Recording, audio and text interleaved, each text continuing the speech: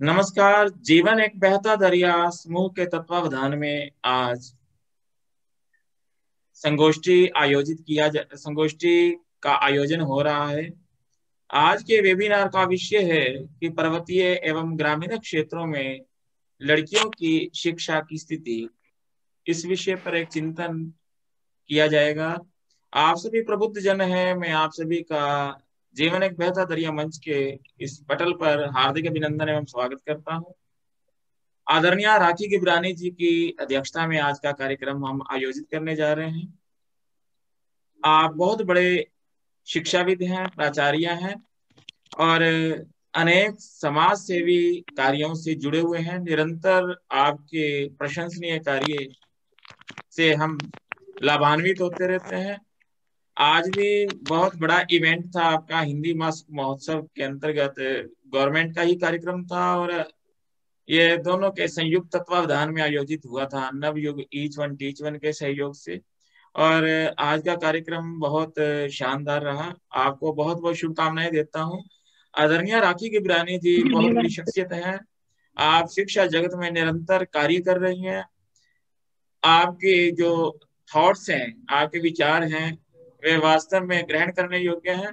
मैं आपका इस पटल पर अभिनंदन एवं स्वागत करता हूं। हमारे मध्य में धन्यवाद। जुड़े हैं दिल्ली से श्री कुलविंदर सिंह जी।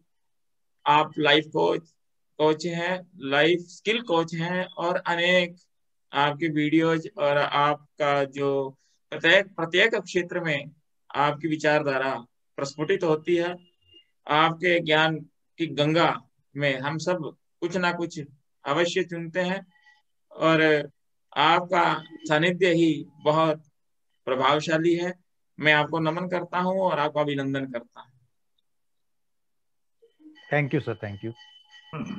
आदरणीय श्रेया कात्याल जी, आप देहरादून में शिफ्ट हो गए हैं और अनेक क्षेत्रों में रहने के कारण दिल्ली, नोएडा और देहरादून का आपने जो उच्चारण किया, तो कहने का अभिप्राय है कि आप तीन तीन क्षेत्रों में आप कार्य कर रहे हैं और यूनिवर्सल रिपोर्टर हैं। आपकी आपकी रिपोर्टिंग की काफी तारीफ हमने सुनी है। आपका मैं इस पटल पर बहुत बहुत अभिनंदन एवं स्वागत करता हूं। हमारे मध्य में बहुत ही प्रखर विचारक एवं एडिटर भी हैं आप, आदरणीय मुकेश भटनागर जी। चाहे कोई भी संगोष्ठी हो, वेबिनार हो, आपके विचार समाज को एक सार्थक दिशा प्रदान करते हैं। मैं आपका बहुत बहुत स्वागत करता हूं, अभिनंदन करता हूं। आज भी आपके विचारों से धन्यवाद हम भारत माता की। लाभान्वित होंगे।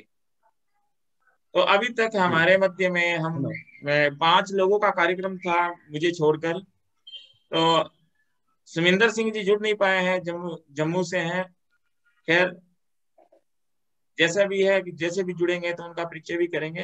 तो आज की इस कार्यक्रम में मैं आप सभी का अभिनंदन एवं स्वागत करता हुआ और आज के विषय पर एक सकारात्मक चिंतन किया जाना चाहिए।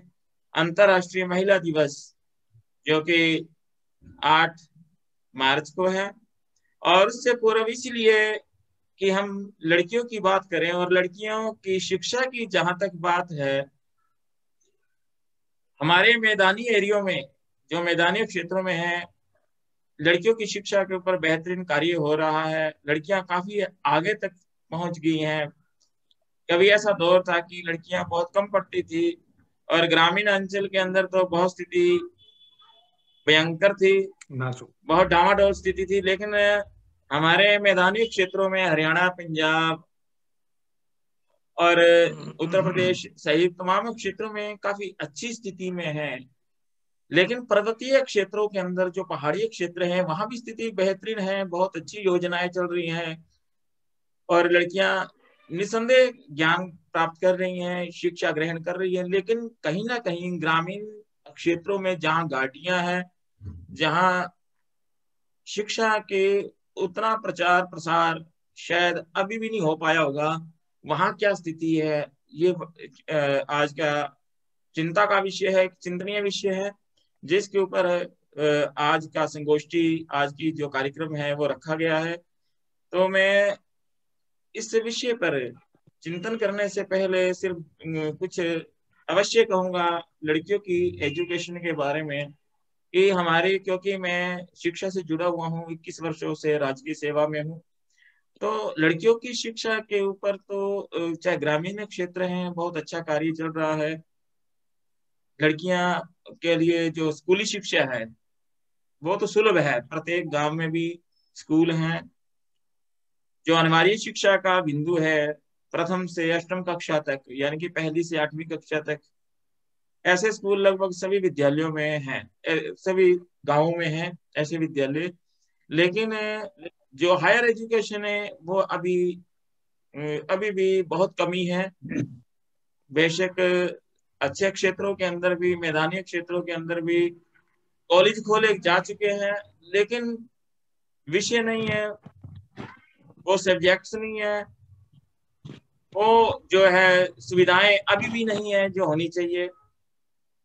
और सुविधाओं के होने के बावजूद भी जो विचारधारा है लड़कियों को पढ़ाने के विषय में, अभिभावकों की उसके पर विशेष चिंतन करना जरूरी है, कि अभी भी लड़कियों के बारे में माता पिता उतने अवेयर नहीं है जितने होने चाहिए। जितना लड़कियों को पढ़ने के अवसर मिलने चाहिए शायद उतने नहीं मिल पा रहे। ये स्थिति तो प्रत्येक क्षेत्र में है ही है।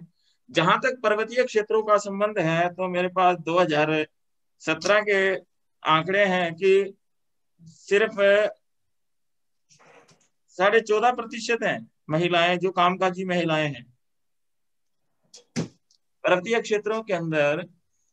यानी कि शिक्षा का स्तर यहाँ से पता चलता है कि 15% या अब कुछ और इंक्रीज भी हो गया हो तो 18 से 20% से नीचे ही मान के चलते हैं कि आज भी कामकाजी महिलाएं 20% से नीचे हैं जम्मू जैसे क्षेत्रों में, जम्मू कश्मीर जैसे क्षेत्रों में।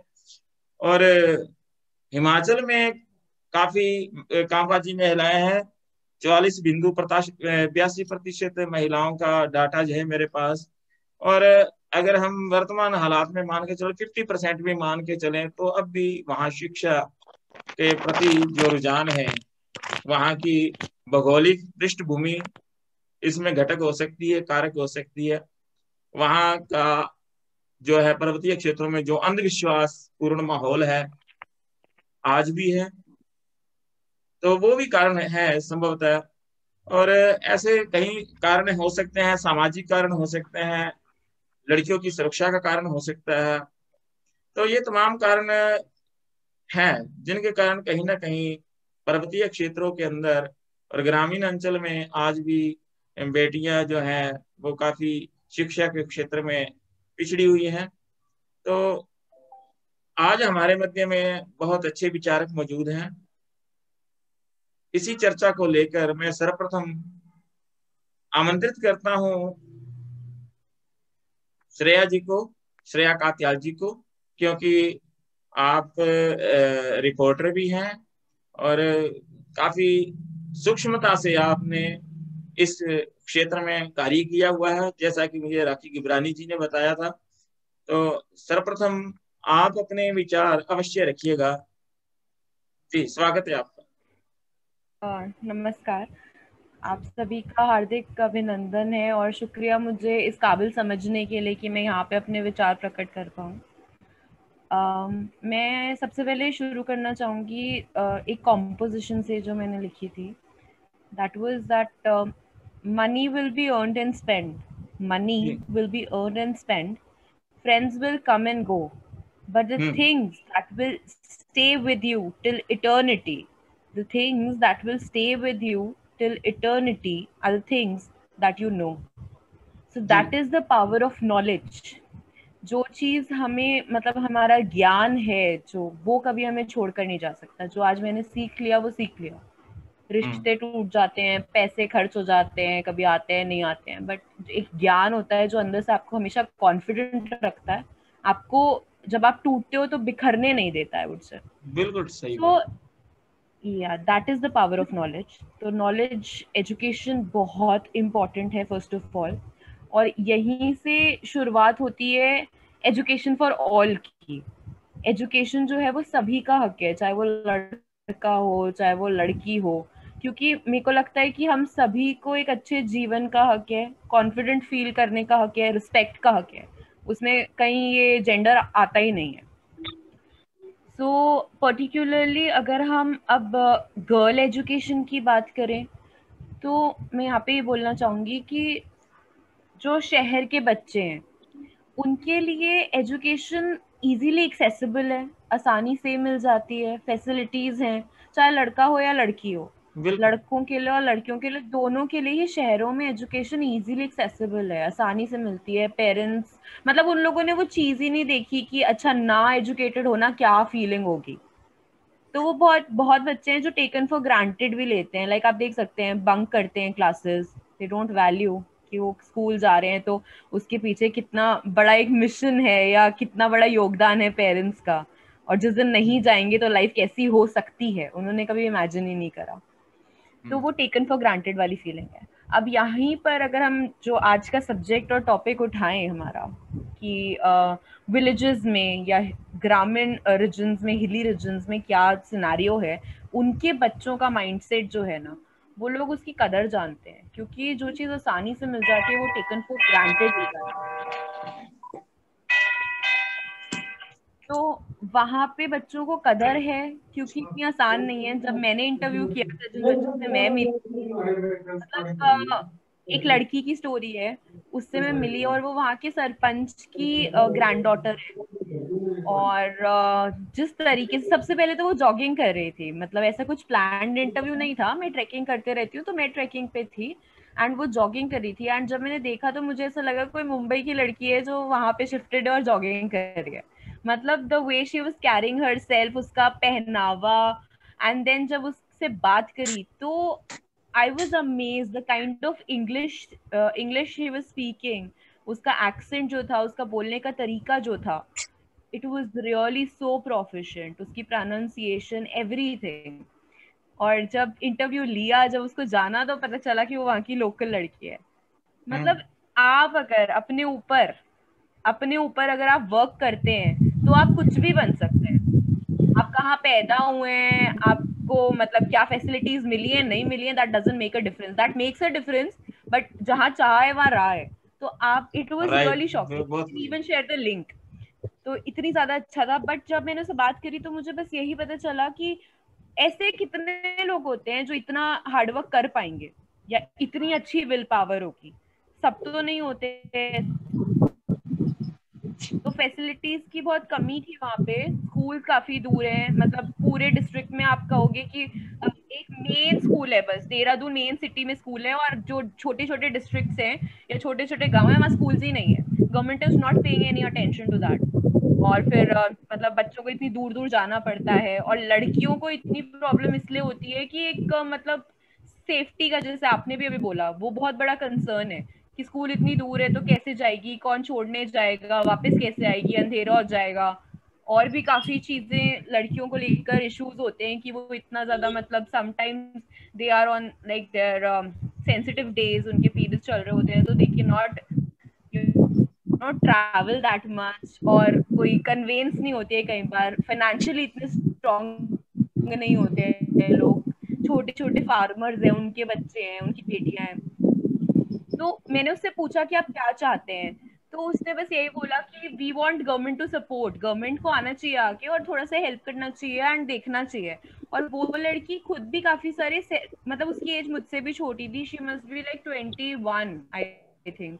तो उसने अपने खुद सेल्फ हेल्प ग्रुप्स बनाए हुए हैं, एंड वो अपने से बड़ी लेडीज को एम्पावर करी है, उनका प्रोड्यूस बेचती है एंड वो सब चीजें। So it was really very nice, क्योंकि उसकी एजुकेशन अच्छी थी। So that is the power of education. उसने काफी अच्छे स्कूल से अपना एजुकेशन किया, मेन देहरादून में उसका स्कूल है, और वहां पे उसको ये सब चांस मिला, उसने डिग्री कोर्सेज करे, ऑनलाइन कोर्सेज करे। बट यही कुछ प्रॉब्लम्स थी जो मेरे को वहां पे पता चली, actual real life problems, and मेरा यही एनालिसिस निकला कि वहाँ के बच्चों में बहुत पोटेंशियल है, उनको वैल्यू ऑफ एजुकेशन भी पता है, बट प्लेटफॉर्म्स नहीं है उन लोगों के पास वो प्रोजेक्ट करने के लिए। और उस चीज की बिल्कुल। जरूरत है। मतलब हम लोग एज इंडिविजुअल्स भी, मैं इतना योगदान दे सकती थी कि मैं उनकी बात उस वक्त पहुंचा सकती थी, तो मैंने अपनी तरफ से एज अ जर्नलिस्ट उसको रिकॉर्ड किया एंड आई प्रमोटेड दैट, क्योंकि काफी लोग कनेक्टेड है तो कहीं ना कोई तो देख रहा होगा। और जी मैंने अपना इस तरीके से किया, क्योंकि हम लोग हमेशा बैठे रहते हैं और सोचते हैं ये कर लेगा, गवर्नमेंट कर लेगी, बट हम लोग एज एन इंडिविजुअल क्या कर सकते हैं अपने अपने करियर में रहकर या अपने पोटेंशियल में, वो भी हमें करना चाहिए। तो मैंने वहाँ पे अपना दायित्व निभाने की ट्राई करी, और आज भी वही, मतलब गॉड ने चांस दिया तो वही प्रमोट करने की ट्राई कर रही हूँ। और बाकी एक और चीज़ थी कि उसकी मदर एजुकेटेड नहीं थी। गर्ल एजुकेशन में एक चीज़ ये भी आती है कि कई बार मदर्स जो होती है, मतलब या पेरेंट्स जो होते हैं, पेरेंट्स फादर्स के पास फाइनेंसेस नहीं होते घर में, और मदर्स एजुकेटेड नहीं होती, तो उनको वैल्यू ऑफ एजुकेशन नहीं पता होती। बट इस गर्ल के केस में एक ब्लेसिंग थी कि मदर एजुकेटेड नहीं थी और उनको वैल्यू ऑफ एजुकेशन पता थी कि मैं नहीं पढ़ पाई तो मैं अपनी बेटी को पढ़ाना चाहती हूँ। तो दिस वाज रियली नाइस, और I was actually into tears कि हाँ, किसी का सपोर्ट मिले तो इंसान कुछ भी कर सकता है। मतलब दैट इज वेरी इंपॉर्टेंट। जी और बहुत। अब मैं अपनी बात को एंड करने के लिए एक शेर से एंड करना चाहूंगी। जी जरूर। जी, सो अर्ज किया है, जिंदगी की राह में दर्द तो सभी को मिलता है, हम्म। जिंदगी की राह में दर्द तो सभी को मिलता है, मगर इस दुनिया में दो तरह के लोग होते हैं। एक वो जो दर्द पाकर ठान लेते हैं कि पूरी दुनिया को तहस नहस कर देंगे, एक वो जो दर्द पाकर ठान लेते हैं कि पूरी दुनिया को तहस नहस कर देंगे, और दूसरे वो जो जख्म पाकर प्रण लेते हैं कि जो दर्द उन्हें मिला किसी और को नहीं होने देंगे। बहुत बढ़िया। So बहुत that बढ़िया। is the thing that I related to her mother कि yeah, she could not study but she knows that हाँ, अगर एक लड़की पढ़ती है तो आई थिंक वो दो घरों को एजुकेट करती है। मतलब उसने आगे भी जाना है, तो एक मदर अगर एजुकेटेड है तो उसके बच्चे भी एजुकेटेड होंगे, और फिर इंटायर कंट्री में एजुकेशन की कंट्रीब्यूशन है। So girls education is really important, and I think if we will educate them, we'll empower them. जी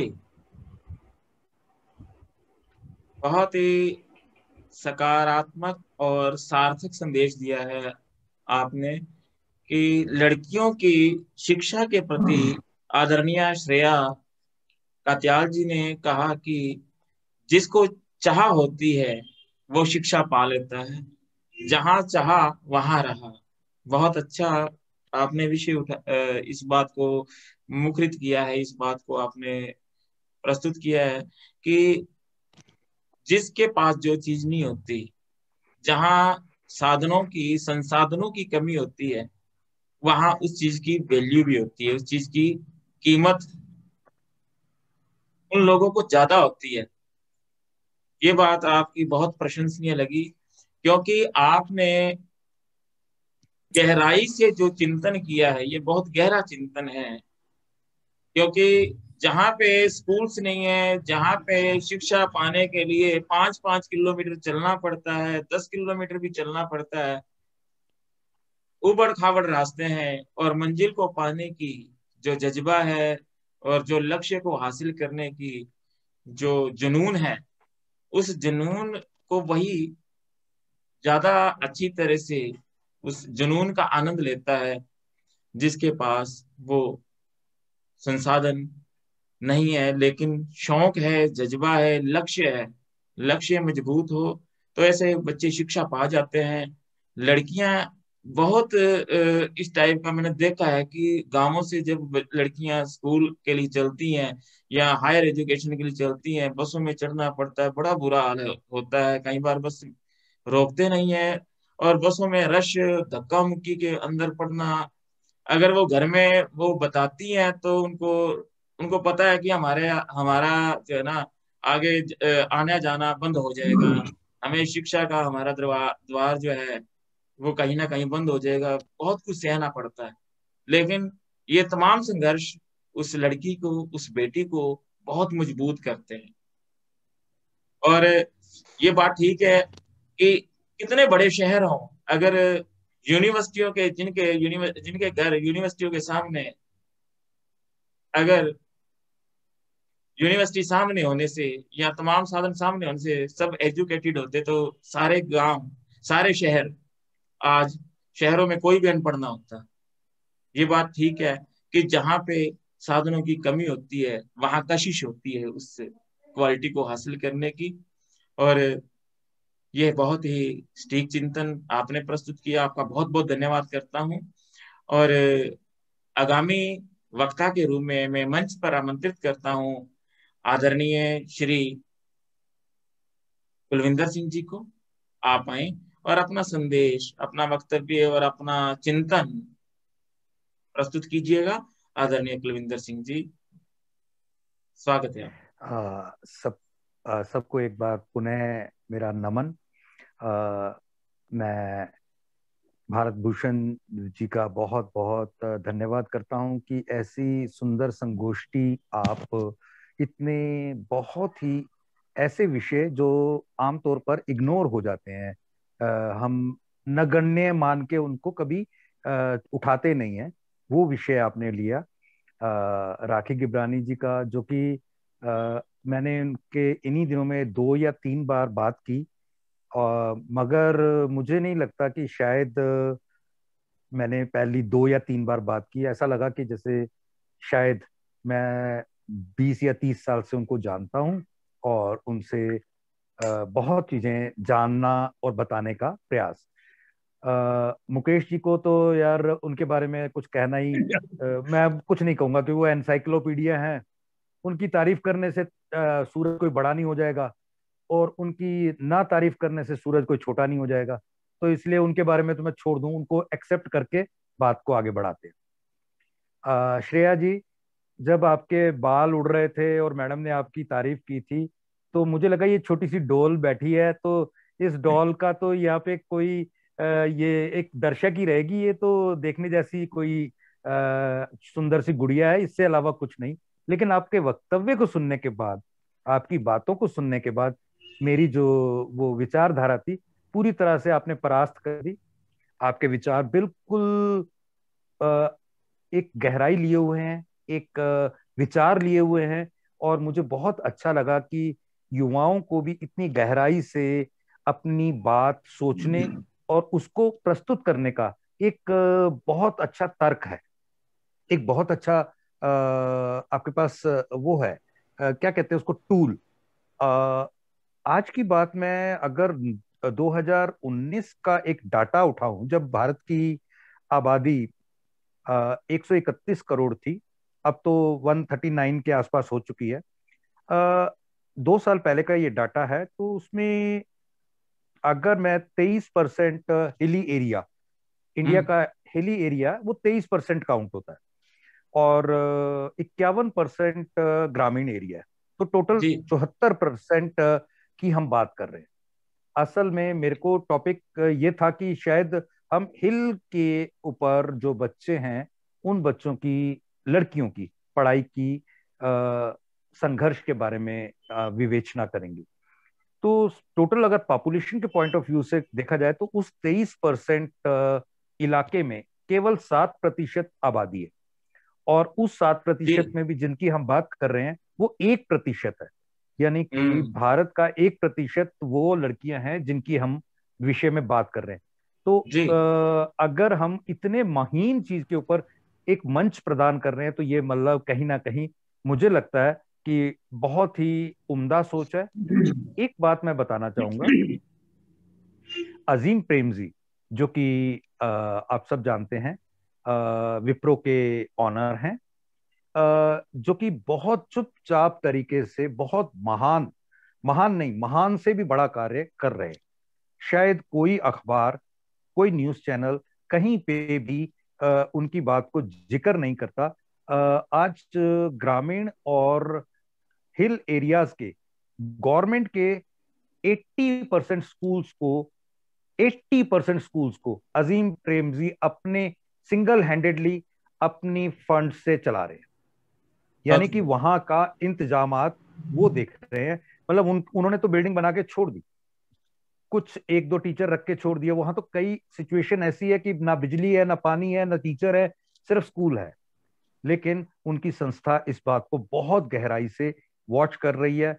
और जहां वाकई ये बात है कि जैसे हमारे यहाँ ऐसा एक बहुत नॉर्मल सी बात है कि जिसके पास जो चीज नहीं होती ना, वो उसी चीज को एहसास कर पाता है। हाँ, मेरे पास कदर उसी माँ को नहीं है, होती है। हाँ, मेरे पास माँ ना हो तो मैं कहूंगा कि यार माँ होनी चाहिए। मेरे पास अगर पानी नहीं है तो मैं कहूंगा पानी होना चाहिए। और एक बहुत इंपॉर्टेंट चीज श्रेया, आपको भी अच्छी लगेगी सुनकर, कि जो जो चीजें फ्री है ना, वो सारी की सारी कीमती नहीं है।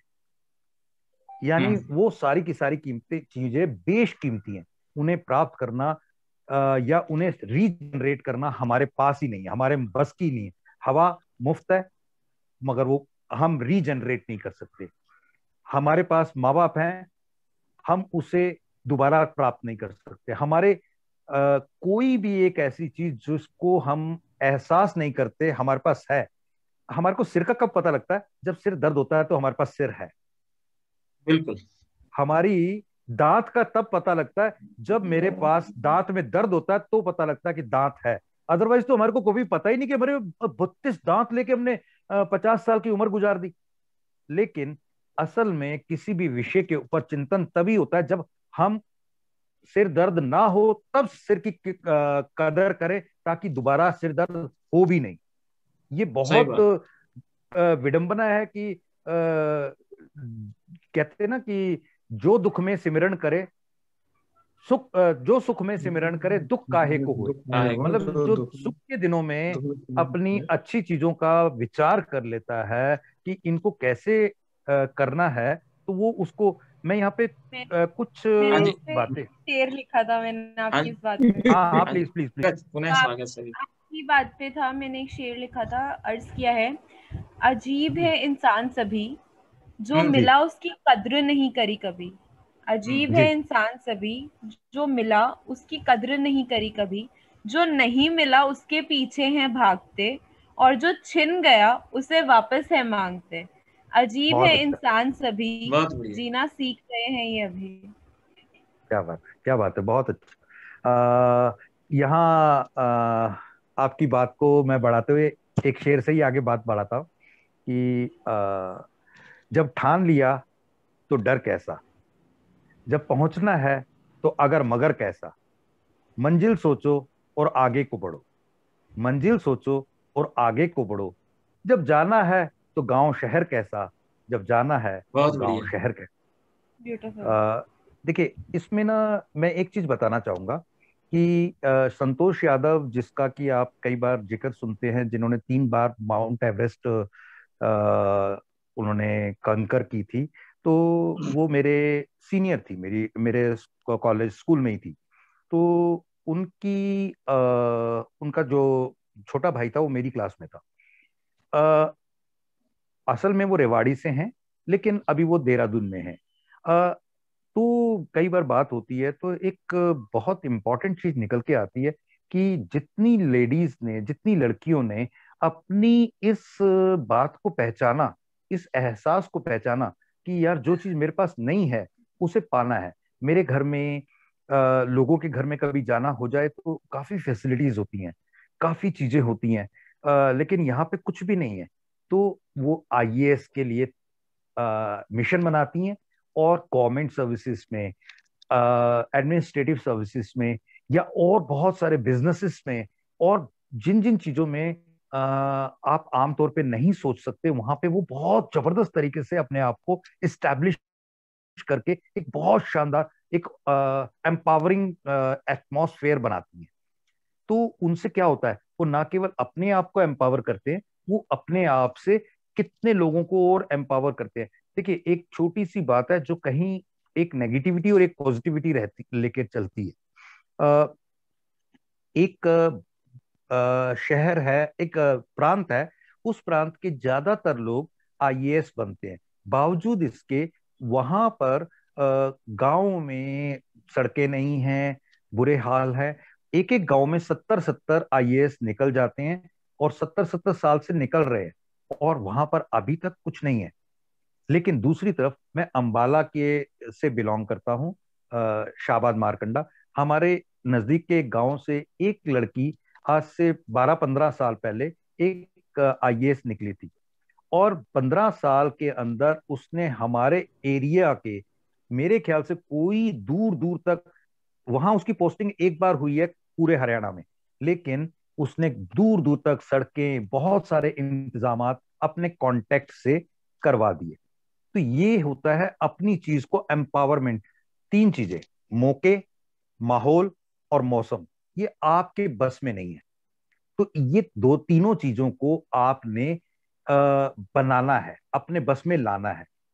आप देखिए, दो चीजों की लकीर होती है।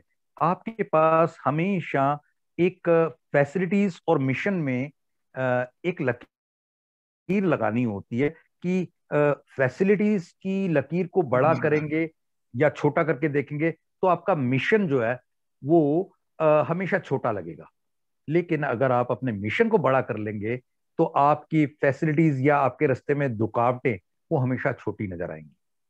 आपको ये देखना है कि मेरे पास क्या है, ये गौर करेंगे तो आपके पास हमेशा बहुत उदास हो जाएंगे। लेकिन क्या पाना है, अगर इस चीज को सोच कर चलेंगे तो लड़कियों की जो एजुकेशन है उसमें मैं जिससे कि महसूस कर रहा था कि availabilities of even work place या वहाँ के गांव, ग्रामीण या हिली एरियाज में टॉयलेट्स की अनअवेलेबिलिटी, सैनिटेशंस की, हाइजीन से रिलेटेड चीजों की बहुत सारी, जिन जिन जिन बातों को मान लीजिए माँ नहीं है, कईयों की माताएं जल्दी चली जाती हैं, वो बेटी अपने पिता को बता तक से नहीं सकते कि मेरे साथ ये समस्या है। मतलब हमारा जो सिस्टम है, तो हम ये एक्सपेक्ट ना करें कि हमारी गवर्नमेंट कुछ देंगे या फैसिलिटीज होंगी तो कुछ होगा, ऐसा कभी सोचना। एक चीज है, तीन चीजें होती हैं, area of concern, area of influence और एरिया ऑफ ये कंट्रोल। एरिया ऑफ कंसर्न क्या है? दूसरों की बात करना, दूसरों के बारे में बात करना। तो एरिया ऑफ कंसर्न में हम कभी भी कंट्रोल नहीं कर पाते चीजों को, उनको सुधार नहीं सकते। मैं अगर किसी बस में जा रही हूं तो मेरी को कोई अगर गलत जगह पे टच करता है, कोई प्रेशर करता है, तो मेरा वहां पे कंट्रोल है, मैं अपने आप को हटा सकती हूँ या एक थप्पड़ लगा सकती हूँ या कुछ भी एक रिएक्ट कर सकती हूँ। ये मेरा एरिया ऑफ कंट्रोल है, यहाँ पे होना चाहिए। लेकिन मैं बात करूं कि बसों में ऐसा होता है तो वो मेरा कंट्रोल नहीं है। बसों में होता होगा, लेकिन उसके लिए मैंने क्या कर सकता हूं या मेरे मेरे हाथ में क्या है? जहां एरिया ऑफ इन्फ्लुएंस, यहाँ हम आज ये प्लेटफॉर्म पे बैठे हैं, इस प्लेटफॉर्म पे मैं मुकेश जी को के जरिए से गिबरानी जी को मिला, राखी जी को, राखी जी के जरिए से भारत जी को मिला, और आज इतना बड़ा हम अलग अलग समय पर प्रोग्राम करते हैं और उसमें जुड़ पाते हैं अपने विचारों के आदान प्रदान। मेरा इन्फ्लुएंस क्या था? मुकेश जी, और मुकेश जी के जरिए से मैंने कितने लोगों को प्राप्त कर पाया। तो ये इन्फ्लुएंस को भी आपने एनकैश करना है। ये सब चीजें आपके लिए बहुत बहुत इंपॉर्टेंट है कि आप कब कैसे अपने अवेलेबल रिसोर्सेस का मैक्सिमम, इसमें ना एक चीज मान लीजिए, बीज, प्रयास और जुनून, ये हमेशा छोटे ही होते हैं। इनको बड़ा करने के लिए आपके पास अंदर से कुछ निकलना होता है। एक अंडे को अगर बाहर से तोड़ोगे तो एक जान जाती है, एक अंडा अगर अंदर से टूटेगा तो एक जान आती है। बहुत तो बढ़िया। हमने अंदर चीजों को प्रफुल्लित करना है ताकि उन लड़कियों में एक माहौल, जैसे अभी मैं तो अपनी एक क्या कहते हैं, रोल, इंडिविजुअलिटी, आपने ये प्रश्न उठाया तो मैं एक स्पेशल चाहूंगा कि इसके ऊपर क्या क्या क्या क्या चीजें लेके श्रेया के साथ हम भारत जी एक बार दोबारा बैठे और कोई एक इंटरव्यू या एक सीरीज बनाए जो वहां तक यूट्यूब या ऑनलाइन के जरिए से उन लोगों को पहुंचे। जैसा कि सरपंच साहब की वो बेटी या पोती एडवांस थी, आपको इतना एडवांसमेंट वहां पहुंचा देना है कि किसी को ये ना लगे कि ये गांव की थी। ये सब चीजें अब आउटडेटेड हो जाएं, अब हम इन चीजों से उभर आए। हम पिछड़े थे, ये ऐसा होना चाहिए। अब भी हम पिछड़े हैं, ऐसा अब हम एटलीस्ट इस चीज से ओवरकम करना शुरू करें। मेरा तो ये है। बाकी अब जैसे जैसे विचार आगे बढ़ेंगे, आप मेरी जैसे कोई और बात को सुनना चाहेंगे या बताना चाहेंगे तो वहां मैं अपने विचार रखूंगा। फिलहाल मैं अभी अपनी वाणी को विराम देता हूं और थैंक यू। बहुत बहुत शुक्रिया, बहुत बहुत धन्यवाद। आपने बहुत ही सार्थक और सटीक बात रखी है कि प्रभाव शक्ति बहुत काम करती है। कि एक तो जज्बा होना चाहिए, शौक और जुनून और प्रयास, ये छोटे होते हैं, इनको बड़ा किया जाना चाहिए। ये मन की शक्ति से होंगे। मन में संकल्प की शक्ति और प्रभाव शक्ति अगर मिल जाए तो मेरे ख्याल में कोई भी लड़की किसी के रोकने से नहीं रुकेगी, वो अपने लक्ष्य को प्राप्त करेगी, इसमें कोई शक नहीं है। आपने जो प्रभाव शक्ति का उल्लेख किया है और जो मानसिक बल का जो संदेश दिया है, इन दोनों के समन्वय से शिक्षा के जो लड़कियों के लिए विशेष रूप से शिक्षा के द्वार स्वतः खुल जाएंगे। बहुत सार्थक और सटीक चिंतन के लिए बहुत बहुत धन्यवाद। और मैं चंद शब्दों से आमंत्रित करता हूँ मंच पर आदरणीय आदरणीय श्री मुकेश अग्रवाल जी को आमंत्रित कर लेंगे इनके बाद। तो उसे तू देख जो तुझको मिला है, उसे तू देख जो तुझको मिला है, इस जग में किसे पूरा मिला है, इस जग में किसे पूरा मिला है जो उसी में प्रीत लगा, मतलबी दुनिया तो देती है दगा, मतलबी दुनिया तो देती है दगा। सहज मिलती नहीं खुशियां यकीनन, सहज मिलती नहीं खुशियां यकीनन, मिली है जो उसे तू यूं न गवा, उसे तू भूल जा जो बीत गया, समझ ले दुनिया को तू जीत गया, समझ ले दुनिया को तू जीत गया। तो कुछ ऐसे ही जज्बात, कुछ ऐसे ही हालात कैसे भी हों, लेकिन जज्बात और विचारों में अगर शक्ति है तो लड़कियों के लिए, चाहे वो किसी भी क्षेत्र की क्यों ना हो, उनके लिए कोई भी समस्या आड़े नहीं आ सकती। यही प्रभाव शक्ति समस्त विद्वज्जनों की भी अगर मिलती रहे, और ये इन्फ्लुएंस का जो प्रभाव शक्ति का असर है, ये कहीं ना कहीं उस माहौल को स्थापित करता है, उस शिक्षा के माहौल को स्थापित करता है, जैसा कि प्रोफेसर साहब ने बताया, कुलविंदर सिंह जी ने। तो उसी कड़ी को आगे बढ़ाते हुए मंच पर आमंत्रित करता हूँ आदरणीय श्री मुकेश भटनागर जी को। आप आए और अपने विचारों से अवगत कराएं। लाभान्वित हो हम सभी। आपका स्वागत करता हूँ जी। मुकेश धन्यवाद भारत जी, बहुत बहुत शुक्रिया। बहुत ध्यान से मैंने सुना श्रेया कत्याल को। श्रेया ने कहा कि एक लड़की 2 पीढ़ियों को शिक्षित करती है। मेरा ये मानना है कि लड़की कई पीढ़ियों को शिक्षित करती है। और जैसे कुलविंदर साहब ने भी कहा, सुरक्षा को लेकर चिंता का विषय बना रहता है लड़कियों को। लेकिन अभी हमें ये जो आज का मुद्दा है कि ग्रामीण पहाड़ी क्षेत्रों में लड़कियों की शिक्षा, जैसे श्रेया ने भी कहा, शिक्षा लड़के लड़कियों तो समान रूप से होनी चाहिए। हम हर एक में यहाँ फर्क कर देते हैं। लेकिन लड़कियों की, हमारा स्लोगन भी भारत सरकार का है कि बेटी बचाओ बेटी पढ़ाओ। लेकिन यहाँ पे लड़कियों की ऐसे हो जाती है कि उसकी जो संवेदना है, जो शिक्षा की ग्रहण शक्ति है, वो लड़कों की बनिस्बत ज्यादा कुशाग्र होती है, क्योंकि वो कई क्षेत्रों में अपना काम करती है, ध्यान देती है, चाहे घर का काम हो, बाहर का हो, कार्य का हो, स्पोर्ट्स का हो। तो यहाँ हमें पहले समझने की जरूरत है, भारत में पहाड़ी इलाके कौन कौन से हैं। तो सबसे पहले ध्यान आता है हमारा जम्मू का, कश्मीर का, लेह लद्दाख, और फिर हमारे जो ईस्टर्न स्टेट्स हैं, असम, मेघालय और मिजोरम, सिक्किम, और इधर अगर हमारा उत्तराखंड है, उत्तराखंड पूरा हमारा पहाड़ी क्षेत्र है। और मेरा ये सौभाग्य रहा कि मेरे बेटे ने जब बेंगलोर से MBBS किया तो ऊटी जाने का हमें कई दफे मौका मिला। तो हमने ऊटी में भी समझा कि जैसे मेरी प्रवृत्ति भी है लोगों से मिलना पूछना।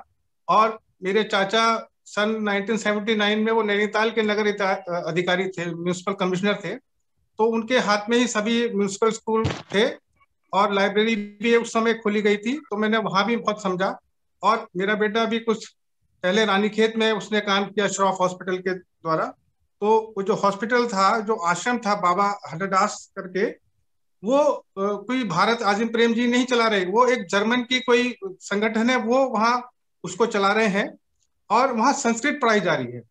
और मैंने वहाँ रानीखेत में पाया कि लड़कियां जो हैं उनका मुख्य जो काम होता था कि किसी तरह से पानी को ले जाना। वो छोटी छोटी बच्चियां जो हैं घरों पे अपना बैरल रख के मीलों मीलों जाती थी और कैसे एरिन में जाती थी। तो अभी मैं जो बात करूं कि अंग्रेजों ने जो हमारे यहाँ ये जो शिक्षा प्रणाली का जो डिवाइड किया, वो अभी तक चिंता का विषय है।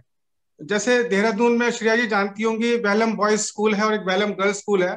और वेलम गर्ल्स स्कूल इतना वर्ल्ड फेमस है कि वहाँ बड़े बड़े, मैं नाम नहीं लेना चाहूंगा, सभी को पता है, बड़े बड़े एक्टर्स के बच्चे जो हैं वेलम बॉयज और गर्ल्स में पढ़े हैं। शेरवुड को हम सभी जानते हैं कि अमिताभ बच्चन की वजह से वो बड़ा मशहूर है।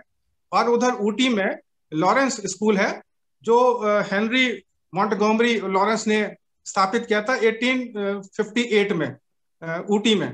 और समझ लीजिए, देखिए 1858 से वो वहां पर है, जबकि उनको लखनऊ में वो थे रेजिडेंसी में, उनका मर्डर हो गया था जब ये वार हुई थी अपने इंडिपेंडेंस की, वहां पे उनको मार दिया गया था। फिर भी वो स्कूल आज इतना मशहूर है। और मैंने अभी जो स्टडी करी थोड़ी सी कुछ देर पहले, ऊटी का जो लॉरेंस स्कूल है, हमारे एक बहुत अच्छे मित्र हैं मोहम्मद अली शाह साहब, वो भी उसी स्कूल में पढ़े हुए हैं। उस स्कूल की पहली क्लास से लेके एवरेज 12वीं क्लास तक की जो फीस है वो 3 लाख से लेके 6 लाख है, मतलब साल की। तो हम ये समझ सकते हैं कि उन स्कूलों को देख देख के जो ग्रामीण क्षेत्र के पहाड़ी बच्चे हैं वो कितने कुठित होते होंगे कि हमारे पास वो सुविधाएं नहीं है। अब जो हम बात करें कि ये जो क्षेत्र है पहाड़ी इलाके, मैंने जो ये पाया, मैं नेपाल में भी गया हूँ 2 दफे काठमांडू, जो रेशो है पहाड़ी इलाकों की, वो पुरुष और स्त्री की वो 55-45 के बीच में है। और ये जो 55% पुरुष हैं, ये ज्यादातर मैदानी इलाकों में आ जाते हैं कोई ना कोई काम करने के लिए। जाहिर तौर पे अक्सर वो ज्यादा काम करते हैं चौकीदारी का या किसी गार्ड का या किसी ऐसी यूनिट में, या फौज में भी बहुत है। देखा मैंने देहरादून में तो एक गोरखा रेजिमेंट का हेडक्वार्टर ही है, और वहां पे रह जाती है महिलाएं।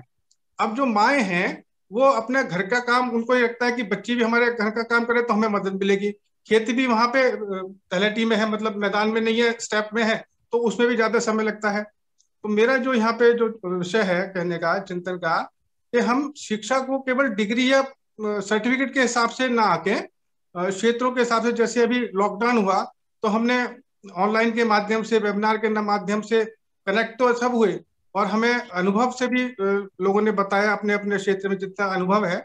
परंतु मैं ये समझता हूँ शिक्षा का मुख्य उद्देश्य यह है कि आपको जो रूढ़िवादिता है, जो बंधन है, उससे आप मुक्त हों।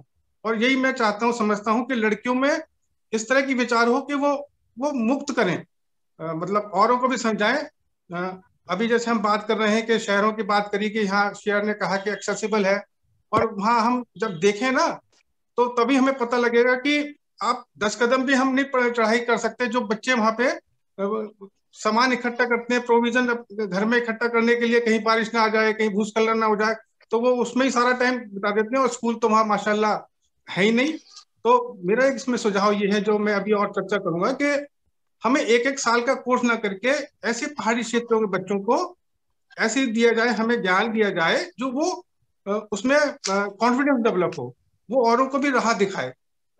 वैसे अब जैसे जरूरी नहीं है कि हम शिक्षा तो होनी हो चाहिए, लेकिन स्पोर्ट्स का भी एक ऐसा एरिया जहाँ पे बहुत महारत हासिल की जाती है। जैसे असम की हिमा दास है, उसने कितने गोल्ड मेडल जीते लगातार, शायद 19 दिन में 5-6 गोल्ड मेडल जीते थे एथलेटिक्स में। और अभी उसे 26 फरवरी को असम के मुख्यमंत्री ने और वहाँ के जो एडीजीपी थे उन्होंने उसको डीएसपी रैंक दिया गया। और वहाँ की मेघालय की जो है मैरी कॉम, वो भी वर्ल्ड चैंपियन रही बॉक्सिंग में। और शिक्षा में देखें तो अभी ये ऑटो ड्राइवर की बेटी मान्या सिंह, जो 14 वर्ष में अपने घर छोड़ के चली गई थी, यूपी के रहने वाली, वो कौन सा क्षेत्र, खुशीनगर की, और बॉम्बे चली गई, और आज उसने अभी 9 फरवरी को miss Femina miss India runner up रही। तो ये जो लड़कियों का जो अंदर अपना नेचुरल नैसर्गिक वो है उनका में शिक्षा ग्रहण करने की, वो मैं समझता हूँ हमें ध्यान देने की जरूरत है। सरकार की नीति है, ये जो अभी न्यू पॉलिसी बनाई, एजुकेशन पॉलिसी 2020, हमें इसमें ये सुविधाएं देंगे, ये सुविधाएं देंगे, लेकिन हमें हालात भी ऐसे पैदा करने हैं। वहाँ पे इंडस्ट्रियल एरियाज नहीं है, हिली एरिया में, वहाँ पे ज्यादातर क्या होता है कि अचार मुरब्बे के प्रोडक्शन होती है, मैंने देखा कई जगह वहाँ पे बड़े अच्छे अच्छे नेचुरल फ्रूट्स वगैरह के मिलते हैं, वहाँ पे लेडीज इन्वॉल्व हैं, लेकिन वो हुनर तो उनमें आ गया, लेकिन उनमें मिनिमम क्वालिफिकेशन भी नहीं हो पाती। अभी एक मुझे डॉक्टर साहब बता रहे थे, उनके पास जैसे कोई भी आता है उनकी भी प्रवृत्ति ऐसी है, वो पूछते हैं कुछ घर के बारे में। तो एक पिता के बताते बोले मेरा नाम दे देना, he is doctor Surendra Sharma, 1972 में उन्होंने एमबीबीएस किया था पटना से। वो गाँव में, स्पेशली शहर में न जाके गाँव में प्रैक्टिस कर रहे हैं। तो कोई भी पेशेंट आया उनके पास तो उससे पूछते थे, तो और कितने बच्चे आपके, उसने कहा जी बेटी हैं, अच्छा क्या कर रही है। तो वो अक्सर पिता लोग कहते हैं जी 8वीं के बाद छोड़ देंगे, या 10वीं के बाद वो स्कूल छोड़ देंगे, या 12वीं के बाद छोड़ देंगे। पूछो जी क्यों छोड़ देते हैं, तो जैसे आपने बताया भारत जी के हम भी जानते हैं, राखी जी के स्कूल में भी ग्रामीण क्षेत्र में है कि अगर 8वीं तक 5वीं तक तो स्कूल हुआ चलो गांव में, 8वीं का थोड़ी सी दूर होगा तो फिर सुरक्षा का हो जाएगा, छेड़खानी होगी, कैसे जाएंगे हम, अकेले हो जाएगा, देरी हो जाएगी, जब कुछ बरसात हो जाएगी। फिर उसके बाद और दूर स्कूल चला गया, थोड़ी हिम्मत करी किसी ने तो वो 10वीं तक कर ली। मुख्यतः ये पाया गया कि जो ड्रॉप आउट रेट है वो लड़कियों में ज्यादा है, और ये समझने की बात है हमें कि लड़कियों पे, इसलिए वहाँ गवर्नमेंट स्कूल और खुलने चाहिए। कई ऐसी संस्थाएं हैं, कुलविंदर जी अगर जाना तो एक इन्हीं के माध्यम से मिला था एक एनजीओ में, कुलविंदर जी, खुशी स्माइल, शायद आपको याद होगा, है ना, खुशी स्माइल भारत जी, श्रेया, वो उत्तराखंड के कई ऐसे क्षेत्रों में जहाँ केवल 10-10 झुग्गी झोपड़ी है, मतलब झुग्गी झोपड़ी नहीं, छोटे छोटे मकान है, वहां पे वो किसी से रिक्वेस्ट करते हैं कोई ईंट प्रोवाइड कर दे, कोई वहां पे बैग्स प्रोवाइड कर दे, कोई बुक्स प्रोवाइड कर दे। तो काफी लोग हम कर रहे हैं।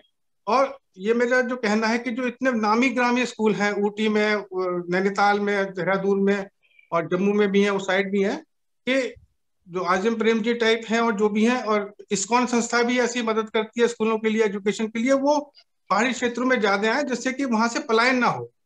पुरुष तो आ जाते हैं मैदानी इलाकों में और वहां रह जाती हैं महिलाएं, और महिलाएं अकेली भी रहती हैं, तो उन पर हर वक्त चिंता सुरक्षा ही रहती है। तो हम पढ़ाई का तो ये समस्या बहुत बड़ी है।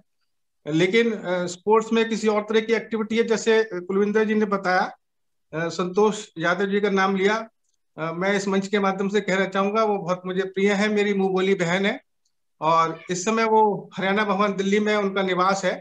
दो उनके बहुत प्यारे बच्चे हैं, और वो 4 भाई बहनों की एक बहन है, तो उन पे हमेशा वो, उनको ये महसूस होता था कि मेरे भाइयों पे ज्यादा जोर दिया जाता है।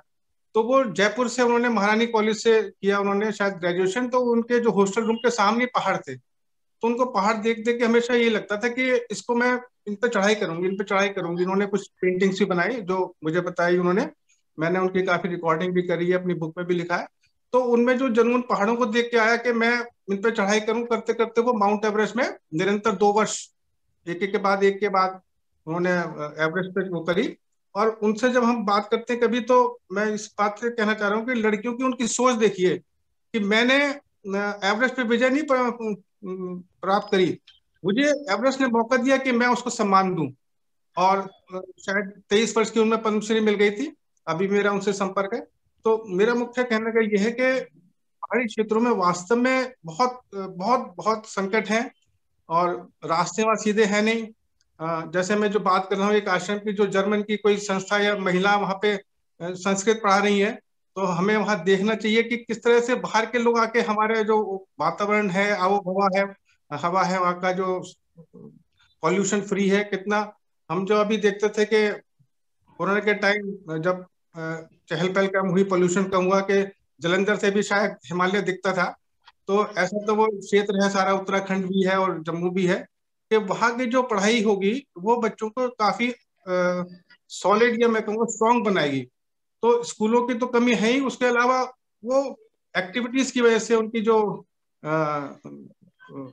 दैनिक जीवन है वो अपने आप में इतना नहीं मौका दे पाता कि वो ठीक तरह से फॉर्मल एजुकेशन करें।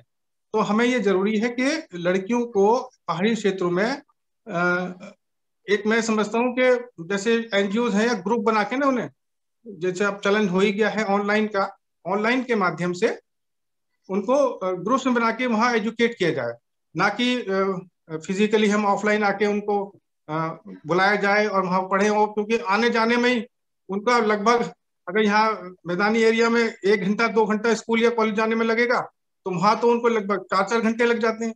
तो मेरा ये सुझाव है भारत जी और हमारे जितने भी टैलेंट के वो हैं वक्ता हैं कि ऑनलाइन को हमारे क्षेत्रों में ज्यादा जोर दिया जाए, जिससे कि उनके पास जो छोटे छोटे हल्के से बन गए हैं वो वहीं पे रह के अपनी शिक्षा ग्रहण करें।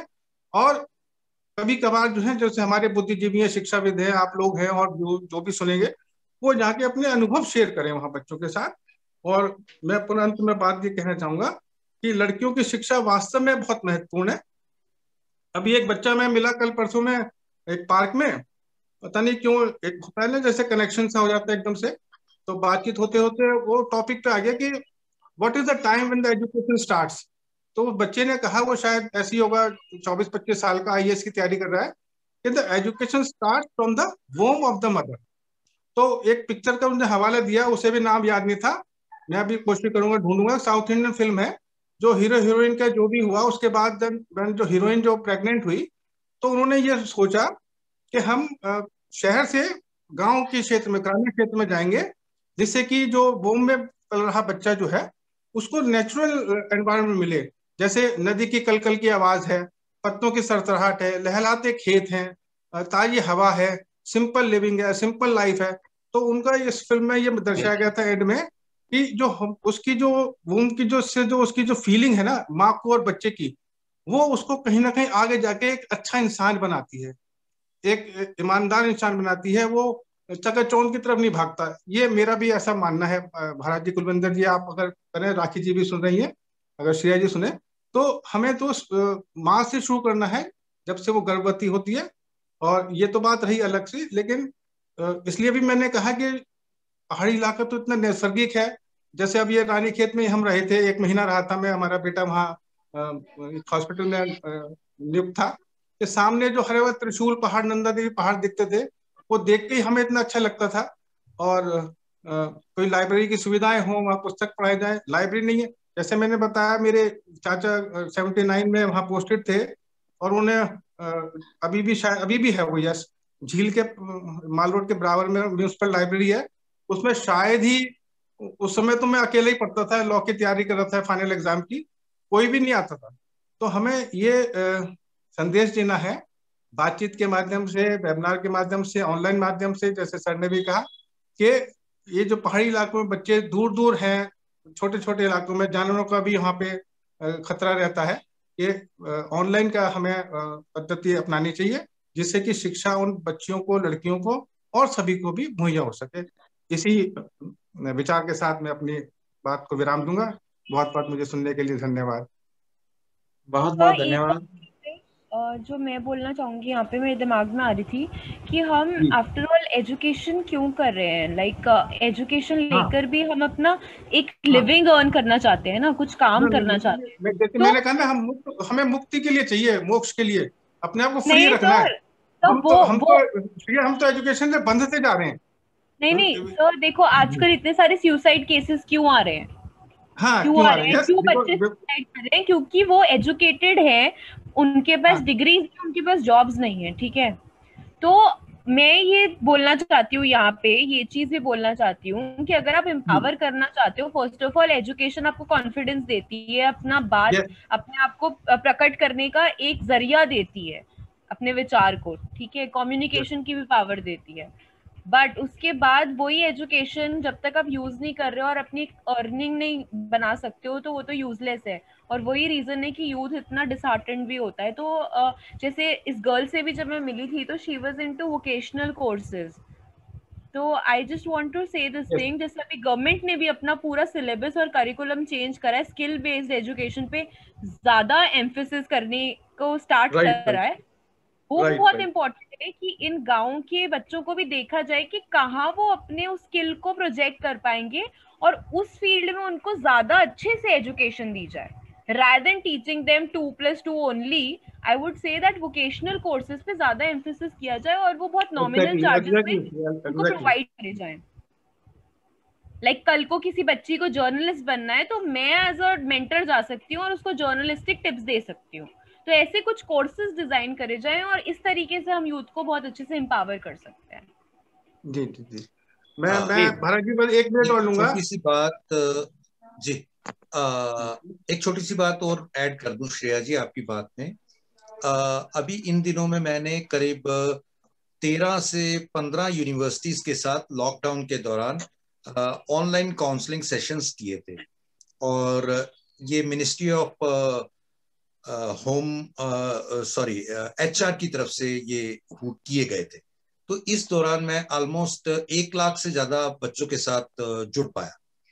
तो इस दौरान मुझे ये बताते हुए बड़ा मतलब डिफरेंट लग रहा है कि मेरे सारे के सारे सेशंस का टॉपिक एक ही रहता था, एजुकेशन फॉर एंटरप्रीनियरशिप। हम मतलब मैंने दिल्ली गवर्नमेंट के लिए भी एक सब्जेक्ट डिजाइन किया एक टीम के साथ मिलके, आज से 7 साल पहले, कि हम 6 साल पहले हमने डिजाइन किया था। वो इस समय लागू किया जा चुका है, एजुकेशन फॉर एंटरप्रीनियर माइंडसेट। तो हम बेसिकली स्किल्स के ऊपर, एम्पावरमेंट के ऊपर बात कर रहे हैं कि ये इन बच्चों को 10+2 अभी नई एजुकेशन पॉलिसी आई है, वो जिस दिन इंप्लीमेंट होगी आपको लगेगा कि यार ये तो पहले वाली फिर भी ठीक थी। तो खैर बहुत सारी चीजें हैं जिनके ऊपर हम काम करना बाकी है, लेकिन खैर ऐसी प्लेटफॉर्म्स जैसे आपने भरत जी बनाया, इस प्लेटफॉर्म से एटलीस्ट वो बीज तो निकल के आएंगे, वो बीज तो ये कोई ना कोई तो देखेगा, और कहीं ना कहीं मैं अपने अंदर भी कोई एक कुलविंदर सिंह जगा लूंगा तो शायद अपने एरिया के भारत को मजबूत कर पाऊंगा। अपने एरिया का जो भारत है वो श्रेया के कारण, मुकेश जी के कारण, भरत के कारण, भारत भूषण जी के कारण, किसी के कारण थोड़ा सा भी मजबूत होना शुरू हो गया। हमारा रोल इस जूम मीटिंग का पूरा हो गया। बिल्कुल सही। राखी जी का तो स्लोगन ही है ना, ईच वन टीच वन, तो हम सबकी रिस्पांसिबिलिटी है। मैं 3-4 बंदों की कोई कंपैरिजन नहीं करता, मुकेश जी, राखी जी, भारत जी, आपको तो अब मिल गया हूं तो अब आपका भी कंपैरिजन नहीं करूंगा। 4-5 लोगों के मैं कंपैरिजन नहीं करता क्योंकि वो यूनिक नहीं है, उसके भी बाद है। अरे कुलविंदर जी बस बहुत बहुत साधुवाद। वो कहते हैं beauty lies in the eyes of the beholder. Beholder, yes. Bharat ji मैं लास्ट में एक सेंटेंस कहना चाहूंगा, क्योंकि ये सप्ताह जो है अंतर्राष्ट्रीय महिला दिवस के रूप में मनाया जा रहा है, 8 मार्च को है। तो मैंने 4-5 दिन पहले ऐसे विचार आया महिलाओं के ऊपर, और मुझे प्रभु ने ऐसा हिम्मत दी, जो मैंने 300 वर्ष की जो भारतीय महिलाओं का मैंने एक एक लाइन में लिखा, और स्टार्टेड फ्रॉम अहिल्याबाई, जो जिनका जन्म 1725 में हुआ था, जो भारत की सबसे पहले शिक्षिका रही सावित्री बाई फुले, उनका जिक्र किया मैं। हाँ, आते आते मैं भारत जी, श्रेया जी का बताना चाहूंगा, शायद मैं अभी अपने आप को बताता नहीं या रिवील नहीं करता, बट मैंने उसमें राखी जी, श्रेया जी, सब जो लेडीज जिन्होंने कोरोना में बहुत काम किए हैं, उन सबका जिक्र किया है। और मुझे उम्मीद है कि ये अंतर्राष्ट्रीय स्तर पर मेरा जाए विचार। और मैं अंत में ये कहना चाहूंगा, जो कुलविंदर जी भी जानते हैं, मैंने यहीं से सुना है, एक महिला ने हमें लिखा है किसी उसमें, नानक जी ने कहा है कि सो क्यों मंदा आखिए जित जन्मे राजन, के महिलाओं को क्यों कम हम आंकें जिसकी वजह से राजा महाराजा साइंटिस्ट और पत्नी आविष्कारक जन्म लिए। और मेरे एंड में मैंने ऐसा कंक्लूड किया था कि नारी का आदर सम्मान जहाँ, वहीं शांति समृद्धि है वहां। तो हमें ये मानना चाहिए कि जब तक नारी का आदर सम्मान नहीं होगा तब तक सुख समृद्धि हमें मिलनी मुश्किल है। तो इस आने वाले अंतर्राष्ट्रीय महिला दिवस पर प्रतिदिन हमें महिलाओं का मन से आदर सम्मान करना चाहिए, न केवल मंदिरों में मूर्ति की पूजा या घर में उनका कहना मानना, बल्कि बाहर भी जो महिला हो या कोई भी कन्या हो, उसको हमें आदर से देखना चाहिए, क्योंकि वही एक सृष्टि का ज्वलंत रूप है। मैंने अभी कहा कि कितने चाहे सागर हो या अंतरिक्ष हो या धरती हो, लेकिन नारी से जो सुंदरतम जो है कृति जो है शायद प्रभु की, वो हो ही नहीं सकती। तो हमें उसका इतना मान सम्मान देना चाहिए, तभी हमारी, आज मैं जिस फक्र से बोल रहा हूँ क्योंकि मैं वो एजुकेशन में भी रहा हूँ, उस जमाने में 1960 में हमें कोई फर्क नहीं लगता था कि ये लड़की लड़का है, लेकिन आज हम देखते हैं कि वो तो भयानक है, जैसे सर ने भी कहा। तो हमें कन्याओं का, लड़कियों का मान सम्मान करना चाहिए, तभी वो खुलेंगी, घर से बाहर निकलेंगी, शिक्षा ग्रहण करेंगी और एक दुनिया के लिए मार्गदर्शक बनेगी। तो मैं तो कहती हूँ लड़कियां और औरतें ये नहीं कहती कि हमें देवी मानो, वो कहती है इंसान ही मान लो, उतना ही काफी है। बहुत बढ़िया, बहुत बढ़िया। आज का जो है स्वस्थ चिंतन की परंपरा में श्री मुकेश भटनागर जी ने बहुत सुंदर विचार रखे कि पर्वतीय क्षेत्रों के अंदर, पहाड़ी क्षेत्रों के अंदर बहुत जो है ना अच्छे स्कूल हैं, अभिनेताओं के बच्चे, अच्छे लोगों के बच्चे वहां पढ़ते हैं, लेकिन जो वहां की स्थानीय जनता है, जो वहां के स्थानीय जो गरीब तबका है या ग्रामीण क्षेत्र है, तो वहां लड़कियों के लिए फैसिलिटीज होनी चाहिए, सुविधाएं उपलब्ध करवाई जानी चाहिए। यद्यपि सरकार ने बहुत अच्छी योजनाएं शुरू की हैं, हिमाचल प्रदेश की एक योजना है बेटी अनमोल है, तो वो बहुत अच्छी योजनाएं हैं ऐसी। अब सुधार तो हो रहा है, लेकिन एक विचारधारा का परिवर्तन बेहद जरूरी है। लड़कियों के प्रति अगर सभी अच्छा सोचें, सभी उनको बढ़ने के, पढ़ने के अवसर दें, तो मेरे ख्याल में संसाधनों की कमी जो थोड़ी बहुत है वो कवर हो जाती है। उसके लिए कोई ज्यादा चिंता का विषय नहीं है, सिर्फ एक सोच में बदलाव जरूरी है। और जो हम मैदानी एरिया के लोग हैं, जो हम पर्वतों में घूमने के लिए जाते हैं, सैर सपाटे के लिए जाते हैं, जो हमें वहां स्वर्ग नजर आता है, रोहतांग जैसे एरिया में लोग खुश होके जाते हैं कि यहाँ स्वर्ग है, कश्मीर को हम स्वर्ग कहते हैं। लेकिन जो वहाँ स्थानीय बाशिंदे हैं, जो उनकी समस्याएं हैं, जैसे भी चमोली उत्तराखंड में भूस्खलन हुआ और ये जल प्रलय हुई, या जो भी स्थितियां होती हैं, वहाँ की समस्याएं हैं, जो वो लोग स्थानीय लोग हैं वो झेलते हैं। अगर हमें परमानेंट वहां रहना पड़ जाए और वहां शिक्षा ग्रहण करनी पड़े, तो वास्तव में मैं कहता हूँ कि हाय तौबा मच जाएगी हम जैसे लोगों के लिए। लेकिन वहां के लोगों के लिए तमाम सुविधाएं जितनी भी गवर्नमेंट प्रोवाइड कर रही है, उसका मैक्सिमम, अधिकतम उपयोग होना चाहिए। ये संदेश भटनागर जी ने और कुलविंदर सिंह जी ने जो दिया है, आपका बहुत बहुत शुक्रिया। और श्रेया जी ने भी जो पीड़ा जाहिर की है कि हम लड़कियों को कम से कम यही सम्मान, देवी कहे ना कहे, लेकिन इस धरती पर ही हम उनको इतना सम्मान दे दे, तो बड़ी गहरी बात है। तो मैं एक मुक्तक के माध्यम से मंच पर आमंत्रित करूंगा राखी गिबरानी जी को, बहुत बड़े शिक्षाविद हैं, क्योंकि समय समाप्त होने जा रहा है। तीसरी बार हम लास्ट बार जुड़ेंगे तो उसमें राखी जी रखेंगे। तो मैं एक मुक्तक के माध्यम से जो लड़कियों को, नारियों को, नारी शक्ति को अपने अल्फाज समर्पित करता हूँ कि नारियां हैं तो जग में आदमी की शान होती है, नारियां हैं तो जग में आदमी की शान होती है, नारियों के बिना यह जिंदगी वीरान होती है, नारियों की वजह से आदमी इस जग में आया है, नारियों की वजह से आदमी इस जग में आया है, मातृशक्ति का ऋण भूषण भला किसने चुकाया है, मातृशक्ति का ऋण भूषण भला किसने चुकाया है, भला बहुत उम्दा, किसने बहुत उम्दा, चुकाया है। बहुत उम्दा, बहुत उम्दा, बहुत धन्यवाद। और मातृशक्ति का ऋण जो है, 3 तरह के ऋण बताए गए हैं, मातृ ऋण, पितृ ऋण और गुरु ऋण। पितृ ऋण से भी, पिता के ऋण से भी मुक्ति संभव है, गुरु के ऋण से भी मुक्ति संभव है, लेकिन मातृ ऋण से मुक्ति उस दिन मिलेगी जब हम बेटियों को वास्तविक रूप से पढ़ने के, उनको बढ़ने के और उनके प्रति सम्मान की भावना को स्थायी रूप से संस्कार बीज के रूप में जब तक हम आरोपित नहीं करेंगे नव संतति में, तब तक वो मातृशक्ति का ऋण चुकाना संभव नहीं। और इस ऋण को चुकाने का जो उद्देश्य है वो सब आप बुद्धिजीवियों का है, प्रबुद्ध विचारकों का है।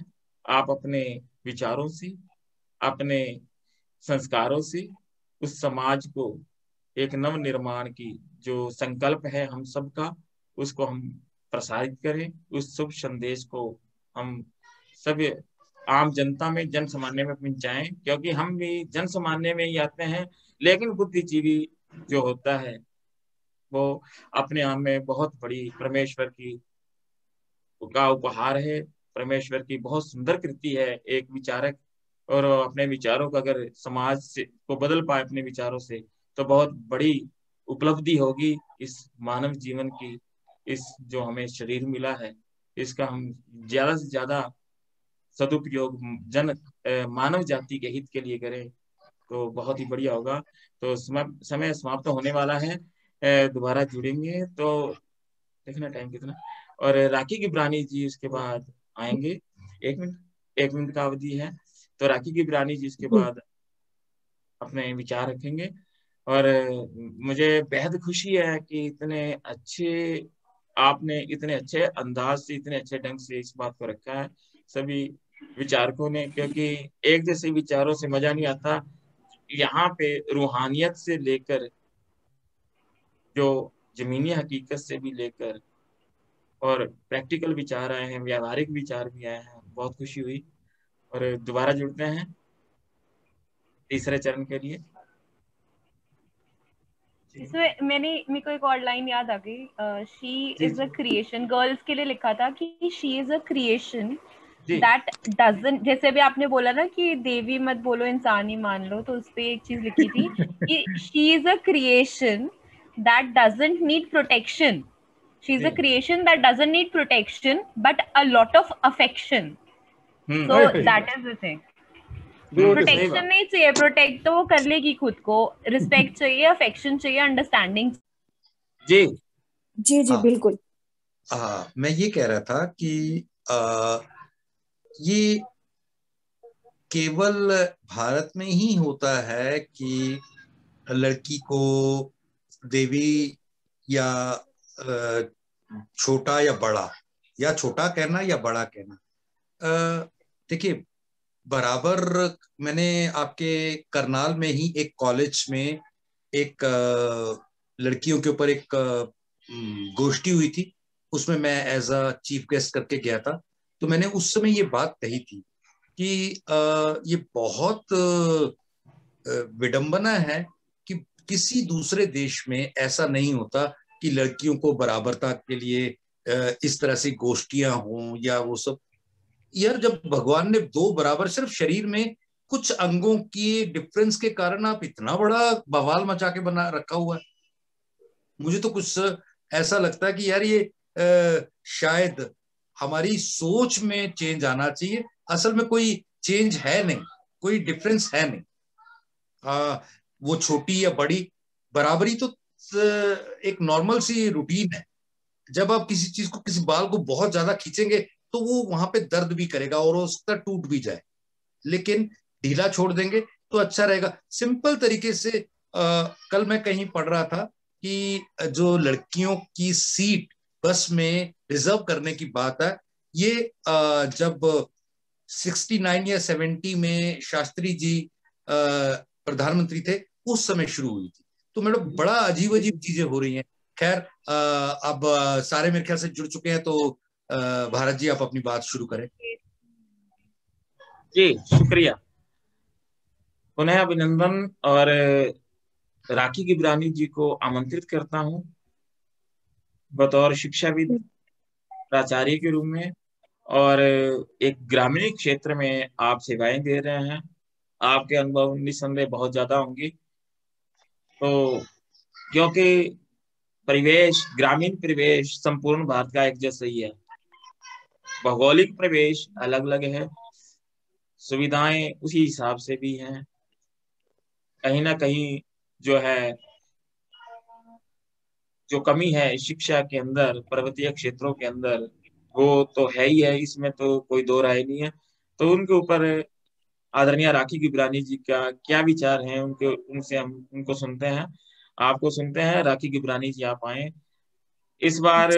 मैं ये कहना चाहूंगा कि हमारे बीच में राखी गिब्रानी जी है, लेकिन कुछ नेट की कमी के कारण वो प्रकट नहीं हो पा रहे, क्योंकि संप्रेषण, साक्षात जो संप्रेषण होता है, वार्तालाप होता है, उसका आनंद कुछ और होता है। वाणी से हम जुड़े हैं, लेकिन छवि के माध्यम से भी जुड़ना उतना ही लाभकारी होता है जितना हम वाणी के माध्यम से जुड़े हैं। तो आज राखी गिब्रानी जी वास्तविक पहाड़, जो पर्वतीय क्षेत्रों में देवियों के तरह ही लुप्त होकर हमें साक्षात दर्शन नहीं दे रहे, लेकिन अपना जो वाणी का आशीर्वाद अवश्य देंगे। आदरणीय राखी गुबरानी जी, आप आए, आज आपने पर्वतीय क्षेत्रों में अपना वास्तविक जो है ना, आपने अपना एक देवीय जो आपका देवी दर्शन है वो वाणी के रूप में उजागर होगा। तो आदरणीय राखी गुबरानी जी, आप आए। जी जी जी, सभी को प्रणाम। और मैं क्षमा चाहूंगी, यहाँ पर ब्रांडविड्थ बिल्कुल नहीं है। जैसे ही मैं इसको ऑन करती हूँ तो मुझे आप लोगों की आवाज भी सुनाई नहीं देती। तो उम्मीद करती हूँ कि आप सबके चित्र में ही कहीं ना कहीं मैं दिख जाऊंगी, क्योंकि आपसे अलग ना मेरी सोच है ना मेरा कार्य है। हम लोग कहीं ना कहीं एक ही ट्राइब के अलग अलग लोग हैं। अपनी बात को शुरू करती हूँ मैं एक छोटे से स्टैटिस्टिक्स के साथ। ऐसा माना जाता है कि पृथ्वी का 22%, 22% हिस्सा लैंड है, और 22% हिस्सा माउंटेन से कवर है, पहाड़ों से कवर है। जी और यहाँ पर 22% हिस्से के ऊपर 13% की पॉपुलेशन सिर्फ रहती है। उसका कारण है वहाँ की रहने की परिस्थितियां। पहाड़ों पे रहना अपने आप में एक तपस्या है। सही बात।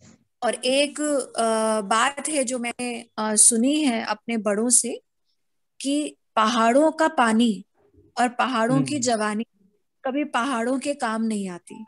सही बात। क्योंकि पानी भी नदी के रूप में बहकर धरातल पर आ जाता है, और जो जवानी है वहां की, वो भी वहां रहकर अपना करियर नहीं बना पाती, अपने एम्बिशंस पूरे नहीं कर पाती। तो यही कारण है कि वहां पे शायद सिर्फ 13%, 12% लोग वहां रहना पसंद करते हैं। आगे बढ़ते हुए अगर हम बात करें तो पहाड़ों पे रहने वाले सभी व्यक्तियों के लिए एक बहुत बड़ा चैलेंज रहता है, वो है माइक्रो न्यूट्रिएंट्स, जैसे कि आयोडीन, आयरन। ये विशेष रूप से उनको कमी का उनको सामना करना पड़ता है। और इसी कारण से उनका मेंटल ग्रोथ, क्योंकि पढ़ाई की अगर हम बात कर रहे हैं, शिक्षा की बात कर रहे हैं, तो जहाँ एक अच्छा हेल्दी माइंड होगा वहीं पे ही एक बच्चा अच्छे से पढ़ सकता है।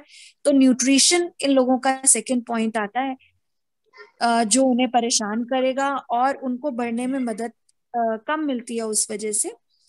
इसी के साथ साथ मैं एक एक्सपीरियंस शेयर करूंगी। मेरी एक जानकार हैं, जो कि पहाड़ी पर्वतीय क्षेत्र में रहती हैं। उनसे बातचीत के दौरान मुझे एक ऐसा एंगल पता चला जो कि शायद हम सब कभी सोच भी नहीं सकेंगे। इनसे मेरी मुलाकात आईआईटी दिल्ली के अंदर एक एजुकेशन कार्निवल के अंदर हुई, और ये जम्मू एंड कश्मीर के अंदर एक स्कूल की प्रिंसिपल हैं। और वहां पर जब मेरी ये मुलाकात हुई तब अभी हमारे जो धारा है वहां से जम्मू कश्मीर से नहीं हटी थी, और उस वक्त काफी टेररिज्म एक्टिविटी वहां हुआ करती थी। उन्होंने मुझे बताया कि जब सुबह स्कूल का समय होता है उससे काफी घंटे पहले वो वहां आ जाती हैं स्कूल में। और स्कूल के गेट पे, अगर आपने कभी पहाड़ पे देखा हो तो आपको बहुत दूर से दिखाई देती है ट्रांसपोर्ट आती हुई, क्योंकि वो गोल गोल करके घूम कर आएगी। वो कहती थी कि मैं बाहर खड़ी हो जाती हूँ और मैं देखती रहती हूँ कि वो बस वहां कहाँ से मेरी आंखों से सामने सामने तक स्कूल में आए, और फटाफट हम बच्चों को वहां से उतार कर उन्हें अंदर क्लासरूम में ले जाएं, ताकि वो सेफ हैं बच्चे वहां, और वहां अंदर वो पढ़ाई कर सके।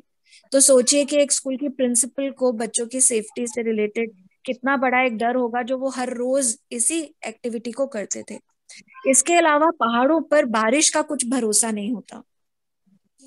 और आपको पता है कि जो हमारे बैग हैं बच्चों के, उसके अंदर उनकी कॉपीज रहती हैं, बुक्स रहती हैं।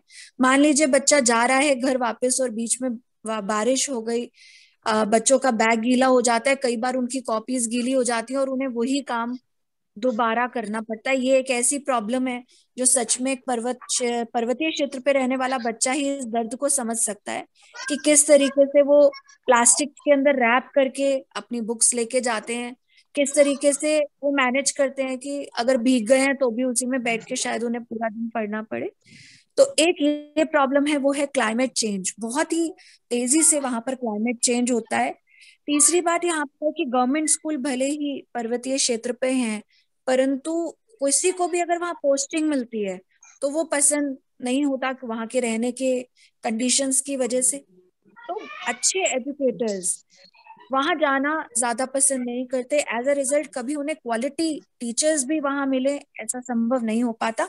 जबकि साथ ही मैं ये जरूर जोड़ूंगी कि देहरादून एक बहुत बड़ा हब है जहाँ पर हॉस्टल, बेस्ट हॉस्टल हमारे हमारे को इंडिया के मिलते हैं, और डेफिनेटली वहाँ की पेइंग कैपेसिटी भी अच्छी है। तो कुछ अच्छे एजुकेटर्स वहाँ हैं, लेकिन वो उन लोगों के लिए जो शायद वहां जाकर शिक्षा ग्रहण कर रहे हैं। मगर अगर हम बात करें पर्वतीय क्षेत्र पे रहने वाले नेटिव्स जो हैं वहां के, वो इतनी महंगी शिक्षा नहीं ले पाएंगे।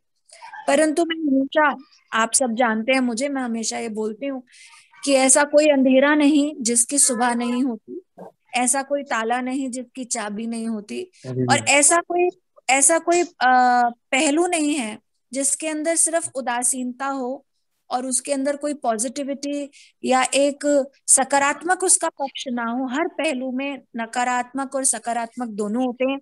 तो मैं कुछ नाम लेना चाहूंगी, जैसे कि कंगना रनौत, पर्वतीय क्षेत्र से ये आई हैं और इन्होंने नेशनल अवार्ड्स प्राप्त करे अपनी फील्ड के अंदर। एक ऐसी एक्ट्रेस हैं जिनकी प्रतिभा को हम सब जानते हैं, अपने कैरेक्टर के अंदर वो काफी जान डालती हैं। तो ये टैलेंट भी हमें पर्वत से ही मिला। इसके अलावा एक और नाम है, शायद आप कुछ लोगों ने सुना हो, एसीपी डॉक्टर रोवेद सलाम। ये भी पर्वतीय क्षेत्र से आती हैं और प्रतिभा की धनी है। ये डॉक्टर इन्होंने उपाधि पाई, आईपीएस ऑफिसर बनी और यूपीएस का इन्होंने एग्जाम काफी अच्छे नंबरों से पास करा। ये जम्मू कश्मीर में रहने वाली हैं और वहीं रहकर इन्होंने आगे अपनी हायर एजुकेशन करी। एक और पक्ष में आपको पॉजिटिव दिखाना चाहूंगी, प्रीति जिंटा जी। प्रीति जिंटा के बारे में भी आप सभी जानते होंगे। इन्होंने अपनी schooling Jesus and Mary school Shimla से करी है और उसके बाद इन्होंने इंग्लिश ऑनर्स करा। हम सभी जानते हैं कि बॉलीवुड में इन्होंने बहुत नाम कमाया और आज के समय पे ये एक बहुत अच्छी बिजनेस वुमन है। कुछ और चीजें हैं जो शायद हम जिसकी तरफ ध्यान हमारा ज्यादा ना जाता हो।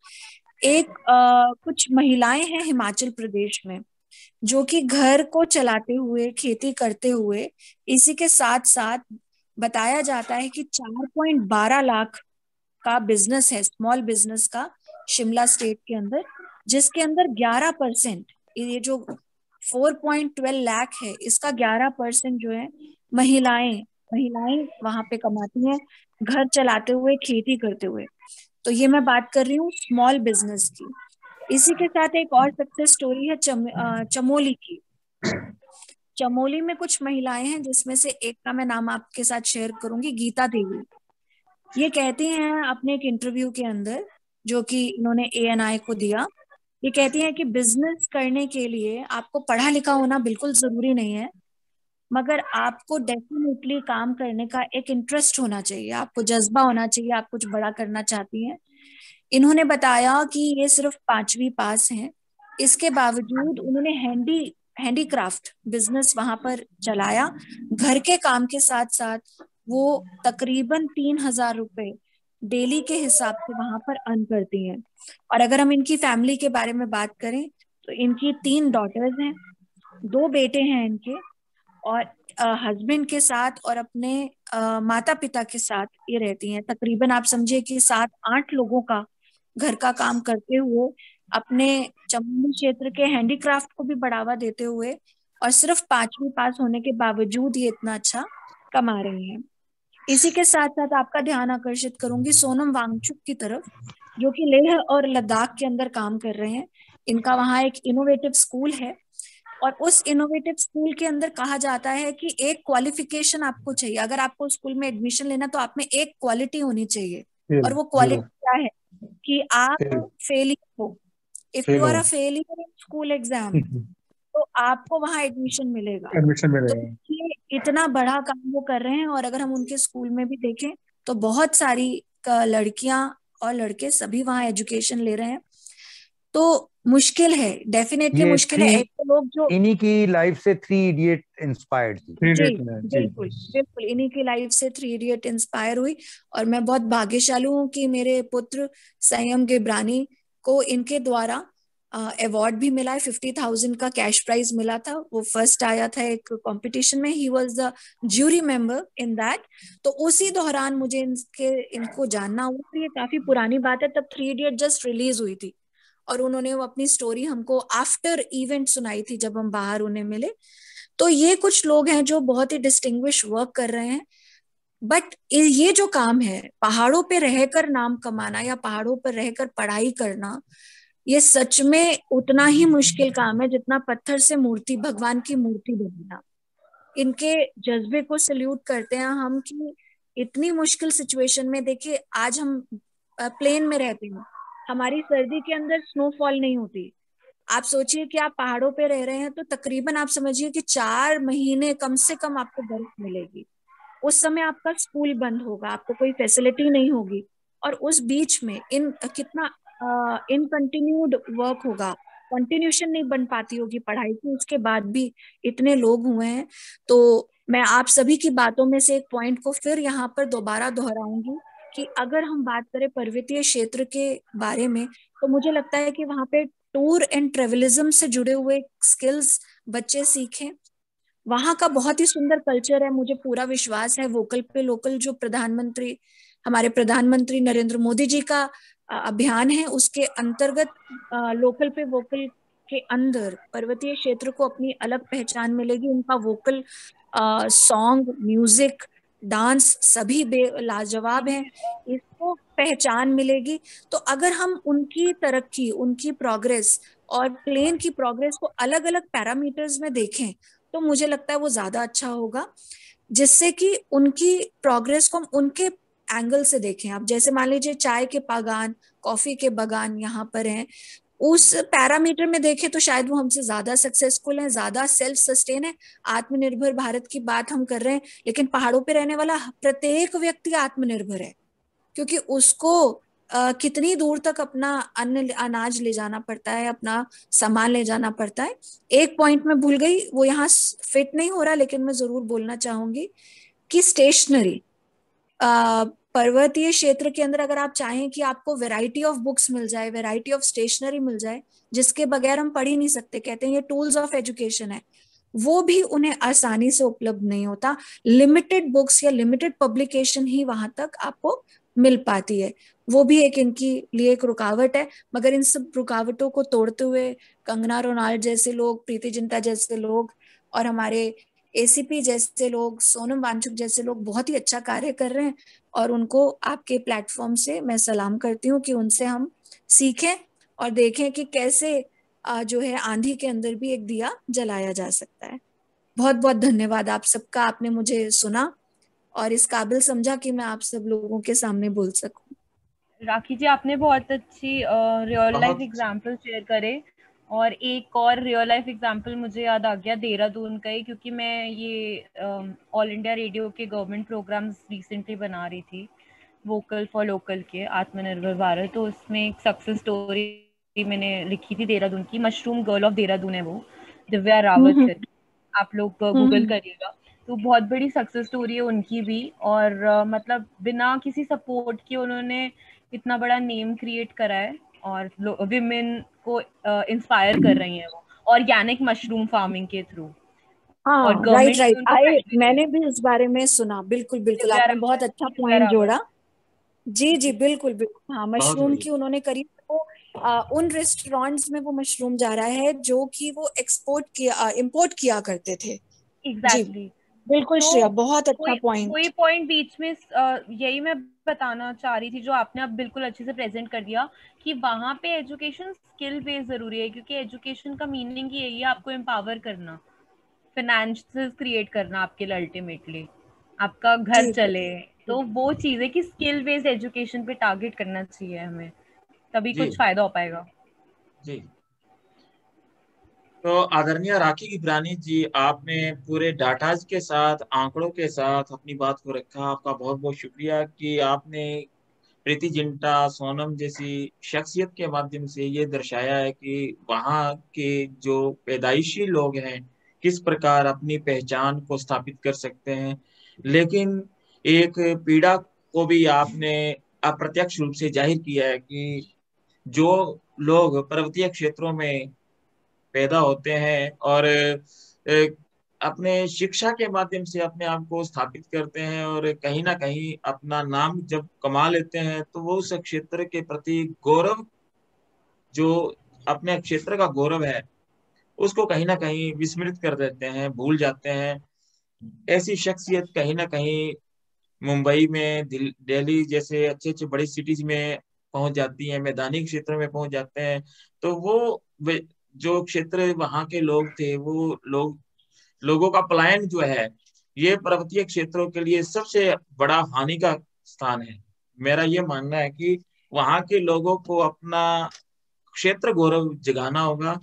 अगर वो शिक्षित हैं, शिक्षा प्राप्त कर चुके हैं, व्यावसायिक शिक्षा के माध्यम से भी और तमाम तरह के व्यापार के माध्यम से भी अपना नाम कमा रहे हैं, लेकिन वो नाम वहीं उसी क्षेत्र में ही प्रसिद्ध हो और दूसरों के लिए प्रेरणा का कार्य करे, तो ज्यादा मेरे ख्याल में लाभकारी होगा।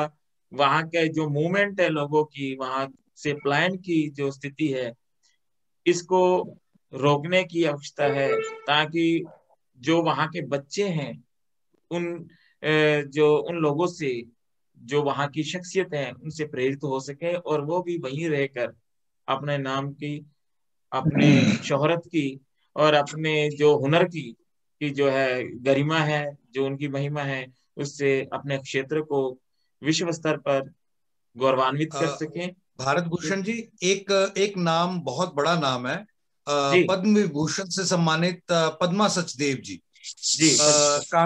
जी, ये बहुत बड़ा नाम है, जो बहुत ही छोटे प्रांत से आते हैं, पर्वतीय क्षेत्र से आते हैं और हमारे कांगड़ा से ये बिलोंग करते हैं और बाद में इन्होंने बहुत बड़ा नाम कवित्री के तौर पर, साहित्यकार के तौर पर, गायक के तौर पर उन्होंने बनाया। ऐसे एक नहीं, अनेक नाम है। और जहां तक की ये बात है कि इंडिविजुअल के तौर पे हम हर जगह पे बहुत सक्सेसफुल है, एज अ टीम सक्सेस होना पड़ेगा। बिल्कुल बिल्कुल सही बात, एज ए टीम सक्सेस होना बहुत जरूरी है। अंत में एक बात कहना चाहूंगा जी। भारत जी, इजाजत है? जी जी, हाँ जी। हेलो जी, देखिए मैंने अभी ऐसा पाया, जैसे मैंने बताया प्रवृत्ति मिलने की, एक कनॉट प्लेस में एक सेल्स गर्ल से बात हुई, जिस तरह से उसने प्रेजेंटेशन करे ना अपने आइटम्स वगैरह को, बहुत अच्छा लगा। तो मैंने पूछा, बच्चे आप कहाँ तक पढ़े हो? तो बोले मैं शायद 12वीं तक पढ़ी हूँ। तो आगे क्यों नहीं पढ़ी? उसने बताया, आगे इसलिए नहीं पढ़ी कि पढ़ने से घर में रहना पड़ता था, आगे शाम को पढ़ना पड़ता था, मेरे पिता जो है ड्रंकर्ड थे, इसलिए मैंने सोचा कि मैं जॉब कर लूँ। और उसकी उम्र शायद होगी 23-24 साल की। और अभी मैं बताऊं, अभी कुछ दिन पहले हमने एक कन्या को रखा अपने हाउस वर्क के लिए, उसकी उम्र है 21 वर्ष और वो 6 भाई बहन है, उसका तीसरा नंबर है। और उसकी माँ भी हाउस होल्ड काम करती हैं और उसकी बड़ी बहन भी करती है। और वो 10वीं का एग्जाम नहीं दिया उसने। उसकी भी समस्या यही थी कि उसके पिता जो है 2 साल से केवल ड्रिंक करते हैं, जो उनकी लेडीज कमाती हैं। तो मेरा ये कहना है कि जो इस प्रवृत्ति क्षेत्र में ये भी बहुत देखा जाता है कि नशे की जो कर्ज है, लत है, वो भी पड़ जाती है।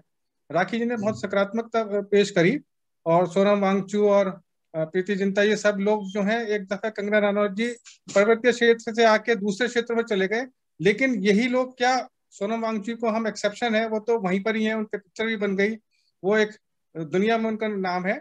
कि क्या वहाँ के लोग अपने क्षेत्रों को इस तरह से हेल्प करें और डेवलपमेंट में, हाँ, और सर्वांगीण डेवलपमेंट। क्षेत्र। तो एक ये बहुत पहलू है कि जो स्कूल में भी बताना चाहिए कि ये जो ड्रिंकिंग की हैबिट है, नशे की हैबिट है, ये भी एक बहुत बड़ा कारण है कि लड़कियों की शिक्षा जो है वो डर के माहौल में उसमें रहती है। और जैसे मैंने 2 एग्जाम्पल दिए, उन्होंने वो छोड़ ही दिया कि हम घर से बाहर ही रहें, कुछ काम कर लेंगे बनस्पत के घर के माहौल से हम नेगेटिव हों। तो इस पे भी हमें इस पर चिंतन करने की आवश्यकता है कि पर्वतीय क्षेत्र में बहुत ज्यादा है, क्योंकि वहाँ ठंड बहुत पड़ती है और लोगों को बहुत आसानी से लत पड़ जाती है। तो इस पे भी हमें ध्यान देने की जरूरत है। बिल्कुल। तो आज के इस कार्यक्रम में आप सभी ने बहुत सुंदर विचारधारा की अभिव्यक्ति दी है, अपने विचारों को अभिव्यक्ति दी है, एक विचारों की गंगा बही है, और आप सभी का मैं शुक्रिया अदा करता हूँ। आप में जो जो आपने जो एक अपनी फिलोसफी को, अपनी दार्शनिकता को के साथ जोड़कर बात को रखा है, ये अपने आप में अनूठा कार्यक्रम रहा। आज की संगोष्ठी बहुत लाभप्रद रही है। एक दूसरे के विचारों से हमें बहुत कुछ ज्ञान प्राप्त हुआ है। मैं आप सभी का धन्यवाद करता हूँ। आदरणीय राखी गिबरानी जी, आदरणीय श्रेया कात्याल जी, आदरणीय डॉक्टर मुकेश भटनागर जी, प्रोफेसर आदरणीय श्री कुलविंदर सिंह जी, आप सभी का बहुत बहुत धन्यवाद, शुक्रिया। हम फिर मिलेंगे इसी प्रकार अगले महीने एक संगोष्ठी को लेकर, एक विचार को लेकर। थैंक यू भरत जी, आपने राखी जी बहुत अच्छा लगा आपको सुन के, बहुत अच्छा लगा राखी जी। और शिक्षा से रिलेटेड, शिक्षा से के संदर्भ में कोई भी क्षेत्र की आप जो है ना अपना जो विषय बता दीजिएगा, अगर आपके माइंड में हो तो हम उसको भी चर्चा के रूप में या फिर लेकर आएंगे। और आपका बहुत बहुत शुक्रिया, धन्यवाद। फिर मिलते हैं। Thank you, thank you, thank you. Her her Mahadev. Her her Mahadev.